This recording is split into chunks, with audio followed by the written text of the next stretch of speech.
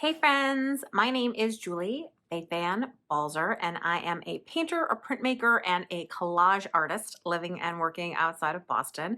Welcome to my studio.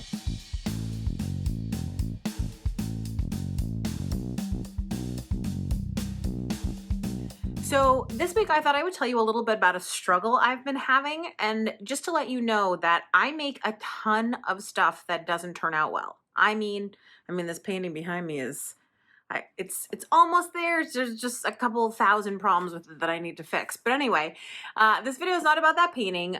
Every December, I do this thing called Carve December, and it started back in 2014. I had just published my book, Carve Stamp Play, and I wanted to find a way to get people sort of hyped up and excited about stamp carving. And so it's a challenge basically to carve and print and post a stamp every single day in December. And over the 10, hard to believe, crazy, right? Over the decade, over the 10 years that this challenge has been running, it has evolved. There are classes, there are prompts, there are lots and lots of printmakers from all over the world who participate. It's become something totally fabulous. And for me, it has become kind of a personal challenge. I don't do as much stamp carving as I used to, partially because I have such an extensive library of stamps now after 10 years of carving stamps, 30 stamps in December, 31 stamps in December, plus whatever other stamps I carve throughout the year. So I'm inundated with a lot. So this year, as I was working through my Carve December workbook, I was trying to think about what I wanted to do that would be really useful for me and not just like something to post on social media. And so I came up with this idea that I could carve a stamp every day that fit the prompt, whatever the prompt is, but then all of those stamps would fit together into these two larger prints and also two 5x7s. So the first 15 days would basically make an 8.5 by 11 print and a 5x7. And then days 16 through 31 would make another 8.5 by 11 and another 5x7. And I used Adobe Illustrator to map out basically the size and the format of each of the stamps.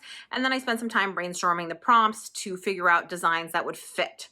So I made my first 5x7 out of days 1 through 15, right? You can see it right here. It looks great. It turned out cute. It's a nice mixture of kind of organic shapes and more kind of blocky shapes. I think it's a fun little print, right?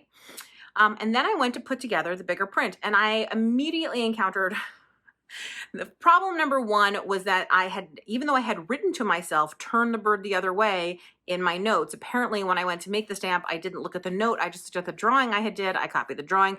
The bird is facing out of the composition.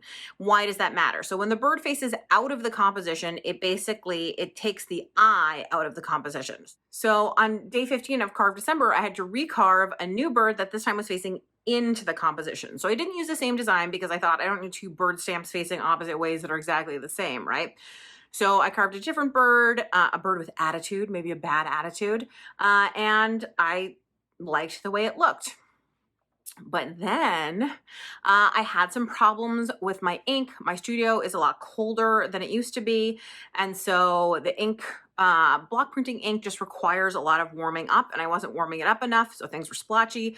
I also discovered that where you can ink a big block pretty easily, inking a lot of little blocks is somewhat problematic because of the way the brayer comes into contact with the edges of the blocks. And so it just wasn't inking evenly. So I got really frustrated. I went through a couple different iterations. I changed the paper to see if that would make a difference. I warmed up my ink even more. I changed also some of the orientations of some of the stamped images. You can see that here.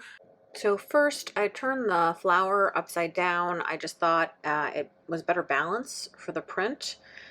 You'll see that I also turned that kind of rainbow shape around, again, trying to orient it slightly differently. Same with that multi-circle image, just changed it slightly.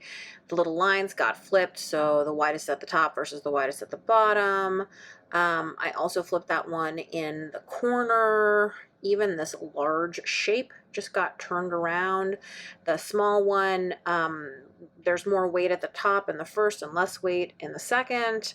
These are all small changes, but they actually make a big impact on the composition as a whole.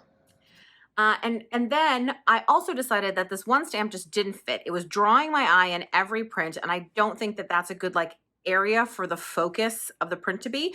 So I carved another new stamp to fill in that spot that made the whole composition a little more cohesive.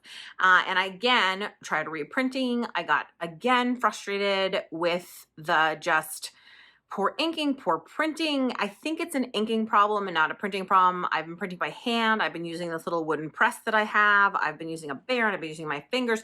It's definitely it's like the space between some of the images. It just, the brayer hits it incorrectly or something. So it just doesn't ink totally cleanly the way that I would like it to. Now, I know I'm being a crazy perfectionist. This is a little like my Chine Collet video where, listen, shouldn't I just be satisfied with what it is? But I guess the thing is, I want it to meet my expectations of what I think it'll be.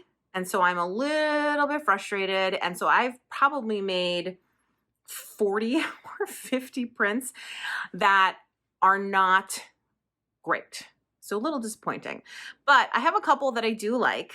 And so I've been thinking about how to frame them and whether it should be a black mat or a white mat. I go back and forth. On the one hand, I think the white mat is nice and clean and gives everything a little bit of room to breathe. On the other hand, I think the black mat really sets everything off well. So I'm thinking about that too.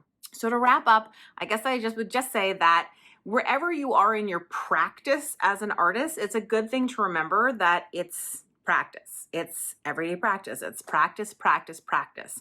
And so speaking of practice, I will just mention again my new class, Practical Color for Painters, where we'll be talking about all kinds of things such as when you're painting clashes like this, how do you fix it using color? Because I'm going to show you exactly how to do that in Practical Color for Painters.